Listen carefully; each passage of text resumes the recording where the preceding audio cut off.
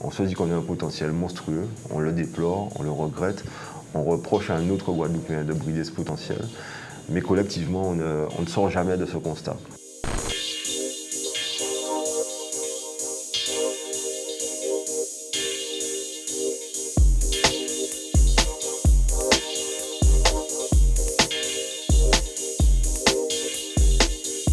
J'ai accepté de travailler pour cette association parce que c'est un moyen pour moi de toucher à un secteur de l'économie locale qui a une dimension socio-culturelle. Je suis très attaché à ça, la dimension socio-culturelle.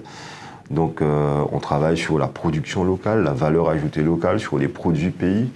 Notre souci est de territorialiser l'implantation d'équipements industriels en Guadeloupe, de créer une vraie force économique locale, ce qu'on constitue, et puis de créer des emplois pour des Guadeloupéens. On a vraiment cet ancrage local et c'est quelque chose qui fait écho à ce que je crois être, c'est-à-dire quelqu'un d'impliqué, de conscient, non seulement du potentiel de son pays, mais des nécessités de défendre ce segment de notre vie économique. Alors, je parle de local, mais je parle également de la façon dont cette dimension locale peut se traduire à l'extérieur. Défendre les produits guadeloupéens, c'est négocier avec l'extérieur, c'est négocier avec la Caraïbe, c'est négocier avec la France hexagonale, c'est négocier avec l'Europe. Et ça fait appel à quelques éléments de ma formation et c'est pour ça que je m'y sens bien. Le CESER, c'est le Conseil économique, social, environnemental régional. C'est un conseil consultatif qui est raccordé au conseil régional, qui est créé par la loi, qui a été créé par la loi à l'origine, et qui est là pour favoriser l'expression de la société civile. En fait, toutes les délibérations régionales doivent avoir un regard de la société civile. Donc nous avons cette instance qui est représentative de la plupart des corps sociaux. Nous avons un collège au sein de cette instance qui est représenté par les activités non salariées, on va dire le monde économique. On a un deuxième collège qui est représenté par les activités salariées, les syndicats. On a un troisième collège avec des organismes qui participent à la vie collective. Vous avez donc une forte représentation de tous ces organismes qui participent à la vie collective, puis des personnalités qualifiées. Donc je suis actuellement, il faut le dire, quand même le plus jeune président de CESER de France. Je me suis investi dans cette instance très tôt en tant que secrétaire général des MPI. J'ai été troisième vice-président pendant quelques années. Je suis président depuis 2 ans et c'est une expérience très enrichissante pour moi. J'ai presque envie de dire que c'est le prolongement de mon engagement personnel et professionnel pour mon pays. Ça me permet, moi, d'animer des débats au sein de cet organisme. C'est quelque chose de très intéressant, d'aider et d'apporter une méthodologie dans cette ambition, c'est-à-dire de créer du débat local, de permettre à chacun de s'exprimer, d'être le porte-parole de l'organisme qu'il représente et d'essayer d'en tirer le meilleur avis, le meilleur rapport en fonction des points qui sont à l'ordre du jour de la région et de pouvoir prétendre signer un document qui est l'expression de la société civile organisée. C'est l'impossibilité à se mettre en perspective, qui est peut-être liée à notre situation insulaire, qui est peut-être liée à nos problèmes avec notre histoire, qui est peut-être liée à notre situation socio-économique.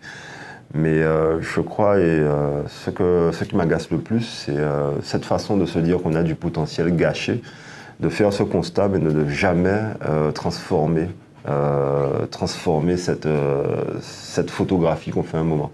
On se dit qu'on a un potentiel monstrueux, on le déplore, on le regrette, on reproche à un autre Guadeloupéen de brider ce potentiel, mais collectivement, on ne sort jamais de ce constat. Ça m'agace prodigieusement. Il y a une autre chose qui m'agace, c'est cette capacité qu'on a à se prendre en otage les uns les autres. C'est un peu facile de prendre quelqu'un d'autre en otage. Moi, j'en suis capable, je peux prendre quelqu'un en otage en Guadeloupe, je peux bloquer quelque chose. On a tous cette capacité. Malheureusement, on en use, on en abuse. Et ça n'est pas très porteur à mon sens. Je trouve que notre capacité de blocage est beaucoup plus impactante que notre capacité de propulsion. Et lorsqu'on est concentré sur cette ambition de propulsion, on se rend compte qu'on crée des conglomérats de bloqueurs. Et je peux dire, moi ça fait 20 ans que je suis dans la vie professionnelle, je peux dire que j'ai observé ce fait et cette tendance à plusieurs niveaux, je continue à l'observer Et je ne me contenterai pas de dire que c'est ce qui m'agace. Je dirais également, pour compléter mon propos, que c'est ce que j'aimerais contribuer à éliminer.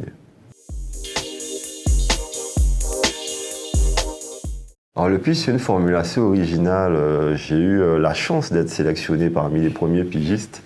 Et donc c'est quelque chose qui m'a plu au début, parce que j'ai trouvé que c'était un moyen de parler de tout avec tout le monde.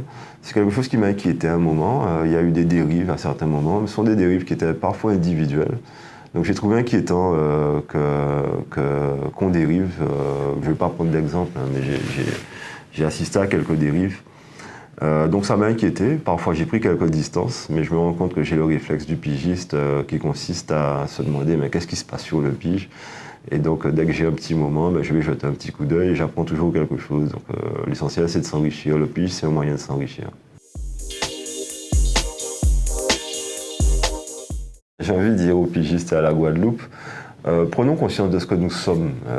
Prenons conscience de ce que nous sommes. Je le disais au début de ce propos, j'ai l'impression que nous sommes une des préfigurations du monde. Et donc, le jour où on aura pris conscience de ça, je suis sûr qu'aucun Guadeloupéen n'aura honte d'être Guadeloupéen. Aujourd'hui, les Guadeloupéens n'exploitent pas tout leur potentiel. Ils ont souvent le sentiment de devoir passer après certains, après d'autres personnes. Les Guadeloupéens sont les number one dans leur pays. Les Guadeloupéens doivent s'installer, doivent investir leur pays. Les Guadeloupéens doivent s'installer dans leur marché du travail sans complexe. Les Guadeloupéens doivent se battre aussi, doivent transmettre un certain nombre de valeurs à leurs enfants. Les Guadeloupéens doivent être aussi assez objectifs sur la façon de regarder leur pays.